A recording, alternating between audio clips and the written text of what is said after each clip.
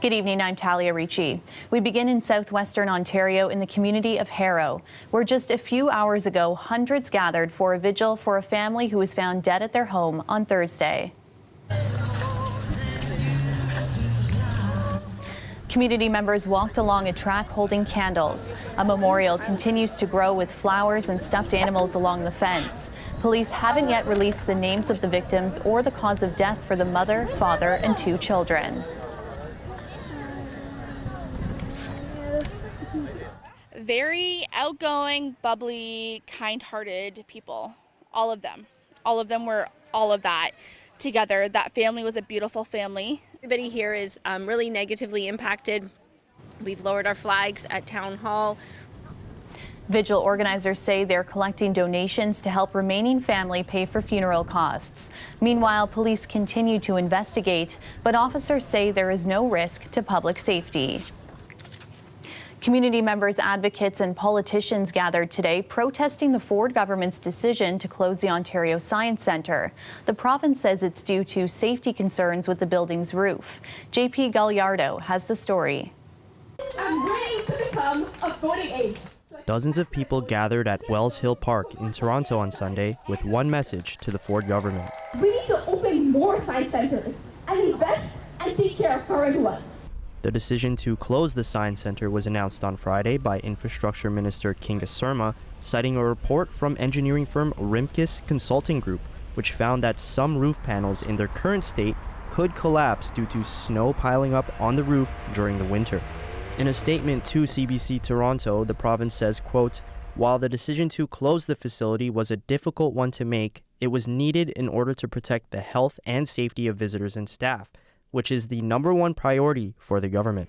NDP leader Mart Stiles says she doesn't agree with the report being used to justify the sudden closure of the Science Centre. Their own engineering report shows pretty clearly that there is no good reason to close it right now. Listen to the people. This isn't just about you. This is not your science center. It is Ontario Science Center. It is the Kids Science Center. It belongs to them and they deserve a say. The abrupt closure comes after the government's controversial announcement back in 2023 that the Science Centre would be moving to a redeveloped Ontario Place site right next to a planned spa being built by Austrian company Therma. Liberal leader Bonnie Crombie was also in attendance, and she says the abrupt closure is shocking. We know why this is being done, to justify the $600 million parking lot that's going into Ontario Place at Therma Spa, to help Therma Spa, a foreign multinational company that has been given a 95-year lease on public land at Ontario Place. And that for me is shocking. And this decision on late Friday afternoon to close the Science Centre is equally shocking. Christian Cullis is running in the federal by-election in Toronto St. Paul's as the Green Party candidate, and he says the province should keep the Science Centre where it is and invest more money towards making it bigger and better. I understand this might not be immediately profitable to all of Doug Ford's friends, but it's so fundamental to growing our future and to remembering to always be amazed at how things work. In the meantime, Infrastructure Ontario is issuing a request for proposals on Monday to try and find a temporary home for the Science Centre until the new one at Ontario Place opens. JP Gallardo, CBC News, Toronto. More than 1,300 Bombardier Aerospace workers walked off the job today at a production facility in Toronto. The union representing the workers says that a deal could not be reached before the deadline of midnight last night, but says it's committed to continuing the bargaining process. It says talks are set to resume Monday morning. Last year, when an influx of refugees were sleeping on the street, a small group of Toronto residents rallied together to start a nonprofit meal program. Today, their organization celebrated its first anniversary. Brittany Billette has more. Dennis Seru says he couldn't have imagined life today without My Brother's Keeper. He calls it a miracle.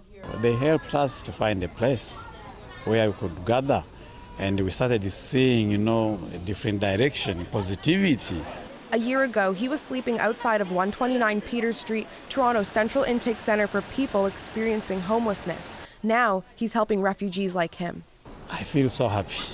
I've been helped my entire life. and now giving back to the community is a privilege.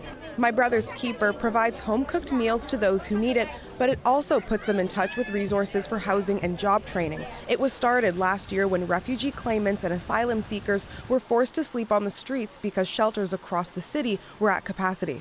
It's just heartbreaking to see fellow refugees being here, and I felt an obligation to step up, albeit with I'm just a private citizen, to help out and do whatever I can. Jimmy Sato is one of the founders and moved to Canada as a refugee from Burundi almost 30 years ago. It was important to talk to them, reassure them that yes, there are difficulties right now, but the road ahead is good, and there's definitely more opportunities coming back. And for me, it was just to give them that mental health support. As they mark 1 year of charity work, My Brother's Keeper has grown from just a couple of people making meals in Parkdale to dozens of volunteers. People like Caroline Kamondo say the organization is a lifeline. She came to Canada from Kenya last September with her daughter, who has autism. Where I'm from, they discriminate the kids. They are like, I used to hide her a lot, but here they were like, bring her out. It's gonna be okay. There are so many services to help her, and I got really emotional. I'm like, I feel like at home. Yeah, like I've found a new family. The program was supposed to be a temporary solution, but newcomers are still sleeping outside. According to City of Toronto statistics, homelessness in the refugee population is rising. We already have a housing crisis, but we're also supposed to make sure that the people that we welcome into our country have somewhere to rest their head. The organization runs on donations, but at one point, everything came straight out of pocket. Now they're hoping to partner with various levels of government to help them help more people and celebrate many more milestones. Brittany Billette, CBC News, Toronto. Voters in Midtown Toronto will head to the polls tomorrow to elect a new member of Parliament. The Toronto St. Paul's riding has remained red for more than 30 years. But as JP Tasker tells us, that Liberal loyalty is now being put to the test. The Liberal Party is sending in some heavy hitters to shore up the vote in Toronto St. Paul's. I have been out campaigning, knocking on doors a lot in St. Paul's. In a sign of how important Monday's federal by-election is, Chrystia Freeland is just one of a dozen cabinet ministers who've campaigned for their candidate, Leslie Church. Leslie is working her heart out, and the whole team is there with her.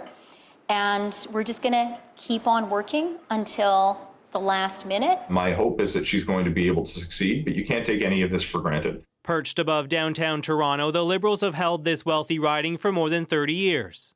But polls show the party is on shaky ground, some voters blaming the leader. I think Mr. Trudeau will be quaking in his boots very soon because it's just time. Church has heard that Trudeau fatigue on the campaign trail. People have been through a lot, a pandemic, inflation, interest rates, so I expect that. A Liberal loss in a safe seat like this could upend Canadian politics, but Church remains optimistic. When they look at the alternatives, voters are wise. The main alternative is Conservative candidate Don Stewart. Look, we've had a super busy morning, knocking on doors. Yeah. Talking to voters at doors. The Conservatives have a 15-point lead in Ontario. That means Stewart could pull off a huge upset. All of those metrics point to a deep and broad desire for change that extends into a city like Toronto. This pollster is expecting a narrow Liberal win, but he says the Conservatives have some momentum. Liberals aren't all that enthusiastic right now about Mr. Trudeau, about the government, and Conservatives are deeply motivated to get out and vote. Justin Trudeau has said he's not going anywhere, but a poor showing in Monday's by-election could lead to calls for new leadership, this time from his own party. JP Tasker, CBC News, Ottawa. It was a somber memorial today as families and members of police services across the province gathered to pay tribute to officers who have died by suicide. These members stepped forward, ran toward danger, risked their lives to serve and protect. And because of their devotion of duty, they saw things and had experiences that impacted them deeply. Simply put, they experienced trauma that human beings are not naturally equipped to experience without consequence. The names of 51 members from 13 police services across the province were read aloud as family members laid roses to honor them. This event is the first of what will be an annual event. The memorial is being organized by Toronto Beyond the Blue, a charity organization that offers mental health supports to police officers and their families. And if you or someone you know is in immediate crisis, you can find support by calling this number. You can also text 45645. A ceremony honoring the lives of firefighters lost in the line of duty was held in Toronto today.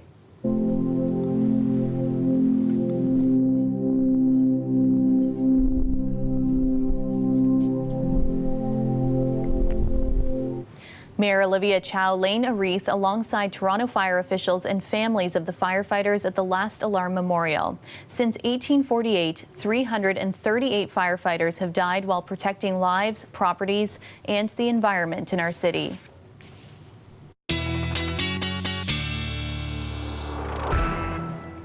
Sophia Kambalia joins us now for a first check on the forecast. And was it ever windy out there today?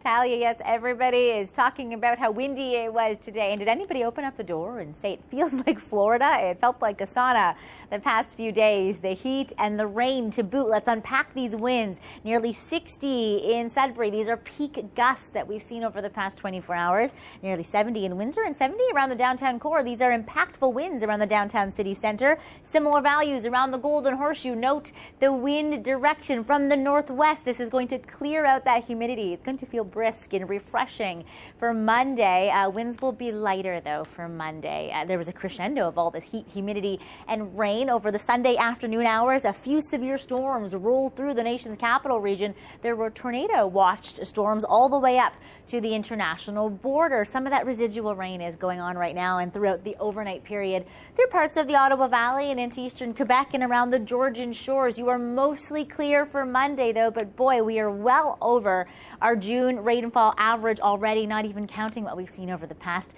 24 hours. Look at Monday morning, brisk, back down to seasonal, plenty of sunshine. In fact, Monday is a glorious day, feeling like 30 into the afternoon. This is normal humidity value. There's still a little bit lingering into the atmosphere, and 24 feeling closer to 30 for Monday evening. Tuesday, though, is a different story. We don't have a free and clear week when it comes to rainy systems. We'll talk about that in the long range. The wildfire menacing Churchill Falls in Labrador remains no closer than yesterday, but there's no word yet on when evacuees can return. The fire's small growth overnight was south, away from the town, but it still covers 15 square kilometers, and the weather has been warm, dry, and windy. Industrial sprinklers are now keeping surfaces in town wet. About 500 people evacuated this week. Meanwhile, in Quebec's northeast, wind today helped the fight against the group of wildfires in that region. It shifted direction, pushing the flames away from the town of Port Cartier. Several communities were ordered to evacuate on Friday, along with a maximum security prison. Water bombers and helicopters are dropping water on the two closest fires, and officials hope conditions will soon allow ground firefighters to start work. You got to prepare just like you always do. You know, obviously it's not your ordinary game. Everybody understands that, but you got to make it as ordinary as possible in your head. Just one day to go until the Edmonton Oilers hope to write history by becoming just the second NHL team to come back from a 3-0 deficit in the Stanley Cup Finals. We'll bring you all the excitement from Edmonton. Stay with us.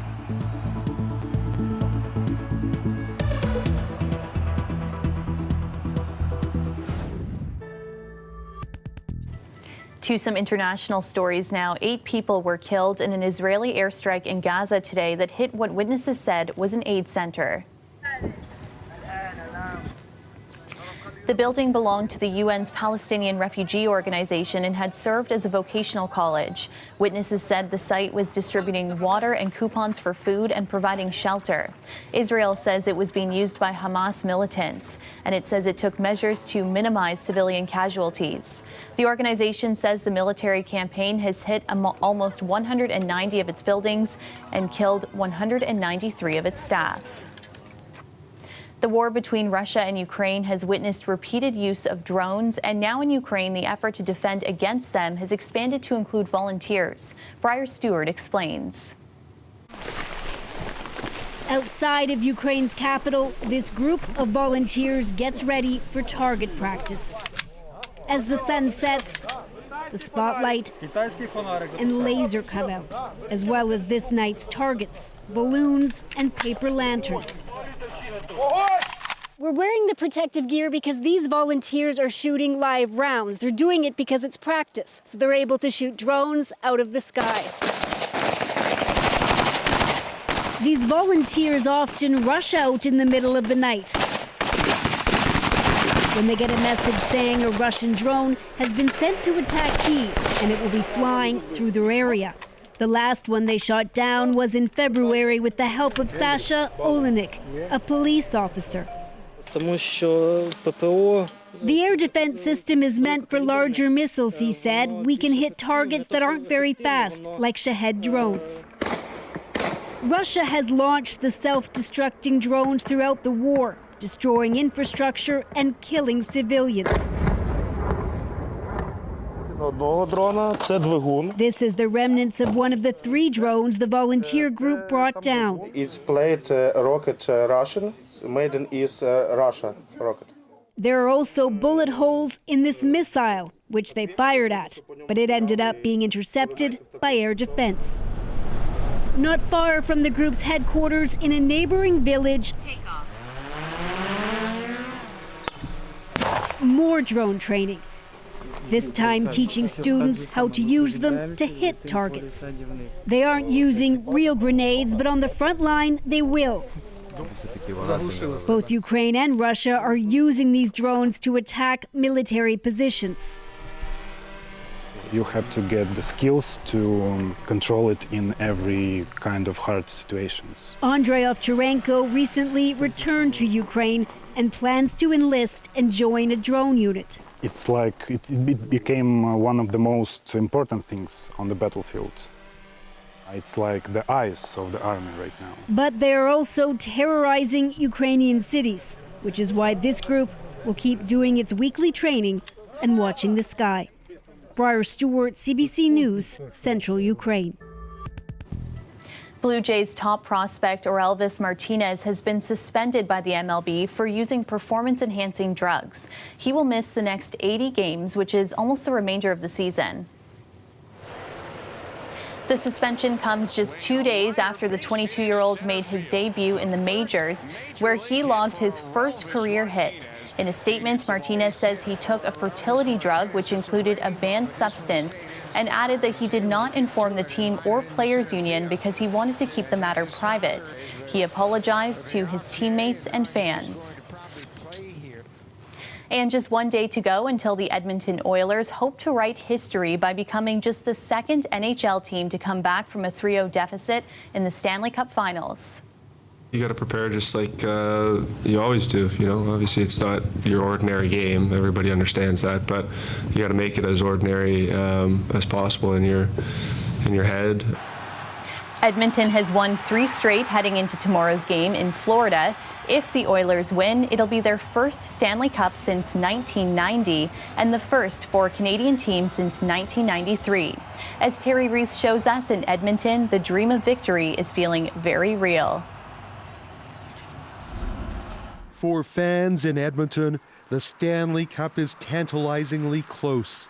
But for now, the only one they can touch is this giant replica. They wanted to see the Stanley Cup, so we said, well, come here. Friday night's stunning victory over the Florida Panthers sets up a Game 7 that has Edmonton buzzing. Go Warriors, go! Bring that cup home! Even on a blazing hot summer Sunday, hockey is on everyone's mind. We're hoping we just kick some blank, blank, blank, is how you would put it. But yes, we're all looking forward to it. For Skinner. Stuart Skinner, emerging as a local hero in this series, recording 21 saves and an assist in Game 6. The youngest of 9 kids, he's brought intense pride to his Edmonton family. The excitement in this house and the cheering and the support has just been tremendous. The teams practiced in Florida today. Connor McDavid saying he's prepared for this final challenge. We feel good about where things are at, but with that being said, it comes down to one game. And while the game may be in Florida, Edmonton's Rogers Place is sold out. 18,000 fans expected at Canada's biggest watch party, with thousands more gathering in the Ice District, drinking up the ambience. The last time Edmonton got this close to the Stanley Cup was 18 years ago. For a generation of fans, this has been an amazing ride. Let's go! Let's go! Terry Reith, CBC News, Edmonton.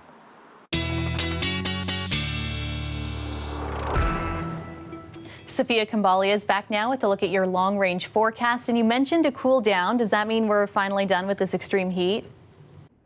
Yes, Talia, the question that everybody wants to know, are we done with this heat dome and the heat and humidity? Here it is, that big ridge of high pressure slinking towards the south. In fact, there's still a little bit of Gulf moisture coming up, but it's mostly focused on that plume on Atlantic Canada now. We had a little bit earlier, right, as this ridge of high pressure was moving further to the east, a few storms bubbling up in its wake through the nation's capital region. Then we still are seeing some residual rainfall now into the overnight period and along the Georgian shores right into Monday morning. Speaking of rain, we really did not underestimate it this past week. It rained 6 out of the 7 last days, and some of that was torrential downpour. Some of you picked up 60 to 70 millimeters of rain. We are well over our average. That rain is done, though, for the next 24 hours. This northwest flow has cleared out the rain, and the humidity brought us back down to earth.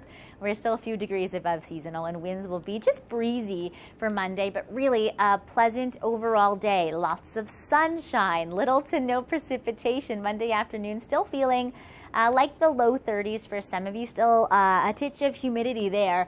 And then Tuesday, the chance of showers moves back in, but we're heading closer to the seasonal values. Here's how it all plays out. There's your dry Monday. Here's a cold front that comes in from parts of Western Canada. Could be a line of scattered storms throughout Tuesday. It will start to break that remaining humidity. And then this upper trough builds into Wednesday. You could still have a few scattered showers around the region. Look at that, though. After those two mini systems, Thursday and Friday, little to no humidity, back down to seasonal values, even a degree or two below. It is calm until the humidity ticks back up with the southerly flow into next weekend. Again, that's Canada Day, long weekend for many. The chance for some more impressive humidity and for the nation's capital region, even some active weather, which we will have our eyes on, Talia. Thanks, Sophia. And that's our show.